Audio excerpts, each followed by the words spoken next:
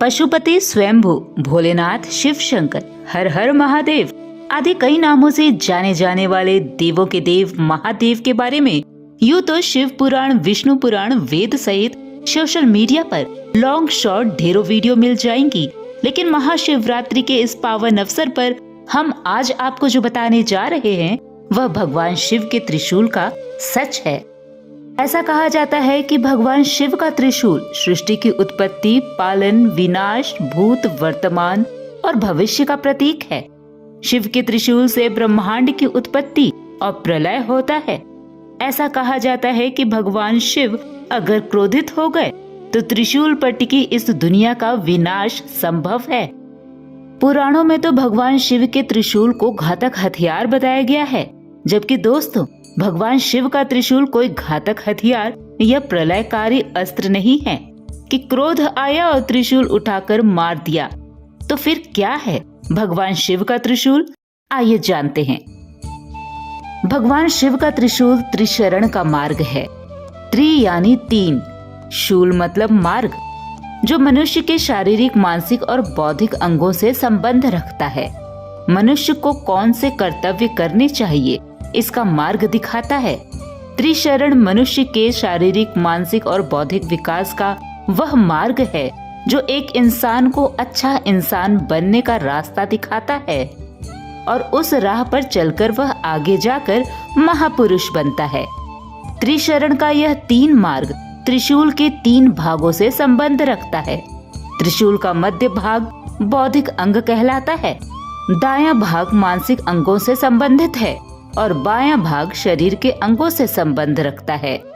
त्रिशरण के मार्ग में मनुष्य अपने शारीरिक क्रियाकलापों से जो भी स्पर्श करता है और उससे जो भी अनुभव और ज्ञान अर्जित करता है, मानसिक स्तर पर जो ज्ञान लेता है, भावनात्मक रूप से किसी चीज को जो महसूस करता है और बौद्धिक स्तर पर प्राप्त ज्ञान से चिंतन मनन करता है, इन सब का भंडार त्रिशरण का मार्ग है। इस त्रिशरण के मार्ग में त्रिशूल का दायां और बायां भाग, जो कि शारीरिक और मानसिक ज्ञान के स्तर को दर्शाता है, वह ज्ञान मानव सहित पशु प्राणी में भी नजर आता है। लेकिन जो बौद्धिक स्तर का ज्ञान है वह सिर्फ एक मनुष्य में ही हो सकता है। मनुष्य ही समझ सकता है कि सही क्या है, गलत क्या है, सत्य क्या है, असत्य क्या है। और यही सत्य त्रिशरण का तीसरा मार्ग है, जिसे कहा जाता है बौद्धिक शूल। और यह तीनों मार्ग हमें सत्य से अवगत कराता है।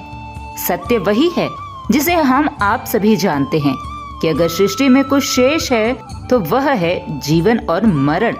और इसके साथ सबसे बड़ी सच्चाई है प्रकृति की वास्तविकता की, जो किसी के साथ भेदभाव नहीं करती। अगर हम जन्म की बात करें तो जिस तरह से धार्मिक किताबों, धार्मिक सीरियल, धार्मिक फिल्मों में मनुष्य या जीव की उत्पत्ति को दिखाया बताया जाता है, वह एक काल्पनिक कथा के रूप में हमारे आंखों के सामने होती है।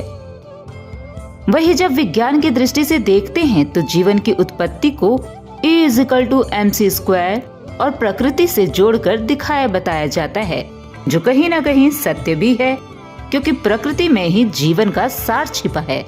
हमारा शरीर प्रकृति के उन्हीं 5 तत्वों पृथ्वी, जल, अग्नि, वायु, आकाश से मिलकर बना है, जिन तत्वों से हमारी सृष्टि बनी है। माँ के पेट में जब बच्चा अवतरित होता है तो माँ का पेट भी सृष्टि के समान गोल होता है और माँ की कोख में बच्चा जीवन और मृत्यु को पाता है। ठीक वैसे ही जैसे गोलाकार पृथ्वी में जीवन और मृत्यु होती है, किसी भी जीव की उत्पत्ति नर और मादा के मिलन से ही संभव है और इनके बिना संसार अधूरा है। खुद देवों के देव महादेव को भी सृष्टि की रचना के लिए विवाह सूत्र में बंधना पड़ा था। इसलिए कोई इंसान आस्तिक हो सकता है, नास्तिक हो सकता है, पर प्रकृति की वास्तविकता को नकार नहीं सकता है। प्रकृति को चलाने के लिए किसी की जरूरत नहीं है, वह स्वयं सिद्ध है।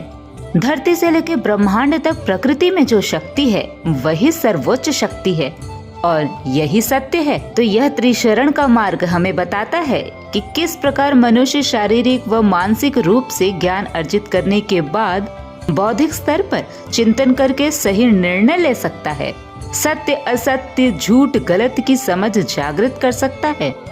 तो आपने अब जाना कि कैसे भगवान शिव का त्रिशूल कोई प्रलयकारी अस्त्र नहीं बल्कि त्रिशरण का मार्ग है, और भगवान शिव के हाथों में यह त्रिशूल तब से है जब सृष्टि के जन्म के समय भगवान शिव का उद्भव हुआ।